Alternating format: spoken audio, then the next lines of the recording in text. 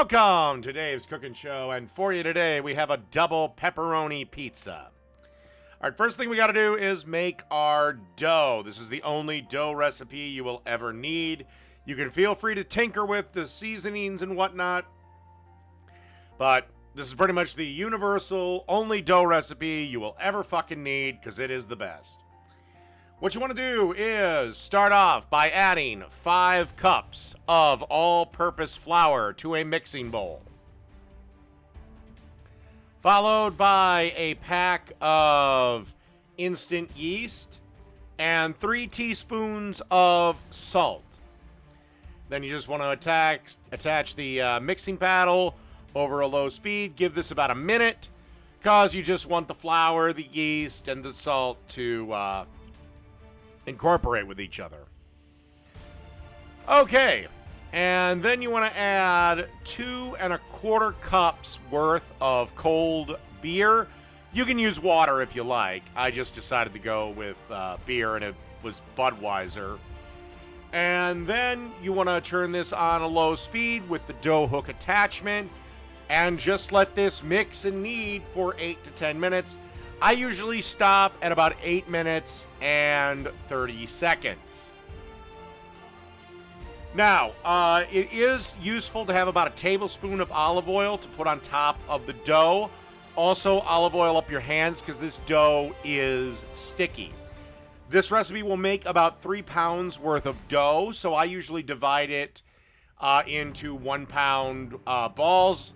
If you wanted your pizza a little smaller or a little bit thinner, obviously less. But my pans are fairly large, so I get 3 really big pizzas out of this recipe. But like I said, it is sticky, so you will need olive oil on your hands. Anyway, then after you divide the dough balls into 3 balls, about 1 pound each, cover with Reynolds wrap, and then leave to proof inside of a cold oven for at least 2 hours. After that, you can put the dough inside individual plastic baggies, and it'll keep in the fridge for up to 2 days. Okay, so as you can see here, I got my pizza pan ready, my deep dish pizza pan.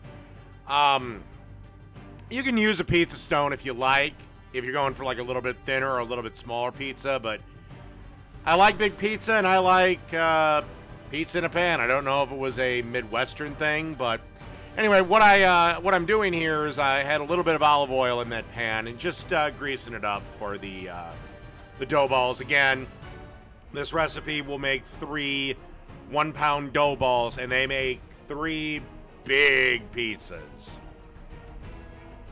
Okay, as you can see here, got our dough, and we're just going to pound the shit out of it until it stretches to the ends of the pan. Great way to get your frustrations out for the day. This is a fairly wet dough, so just keep that in mind. Again, if you wanted to have a little bit of flour on the in the pan, that's one thing, but I don't know. I personally think this makes a great product, and any jackass in a corn suit that says otherwise can fucking just try it for himself. All right, let's get to toppings. And now we go with our pizza sauce that we made, and I think I made the pizza sauce for another video, but it's a really simple thing to do. All you do is you take a 28-ounce can of San Marzano tomatoes or crushed tomatoes, a tablespoon of olive oil, 3 cloves of garlic, a teaspoon of salt, 2 teaspoons of balsamic vinegar, half a teaspoon of black pepper, a teaspoon of Italian seasoning, and a 1/4 teaspoon of red pepper flakes. Put all that in a blender and puree the hell out of it. That's the sauce recipe. I know there's a debate on whether you should cook pizza sauce or not.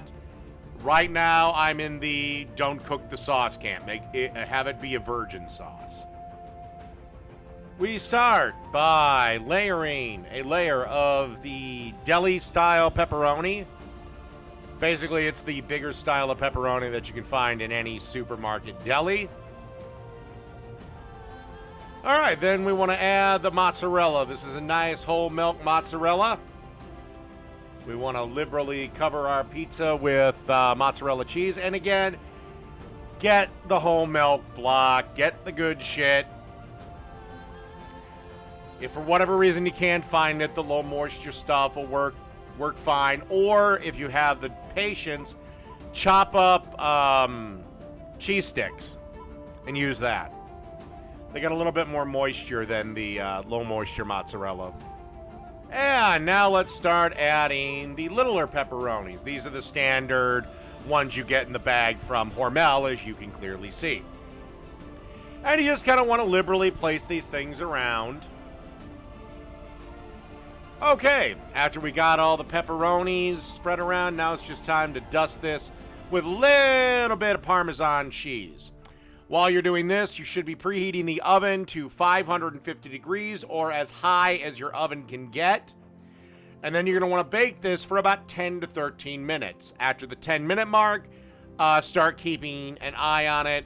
You want the cheese kind of golden brown, bubbly, the crust to have a golden brown hue to it, and it should be done. I would say no more than 15 minutes, though. So, yeah, our pizza is ready to go in the oven, and I'll see you when it's done. And will you look at that? All right, give it about a minute to cool on this cutting board before we cut it into manageable pizzas. And there we go. All right. That's a double pepperoni pizza. Done.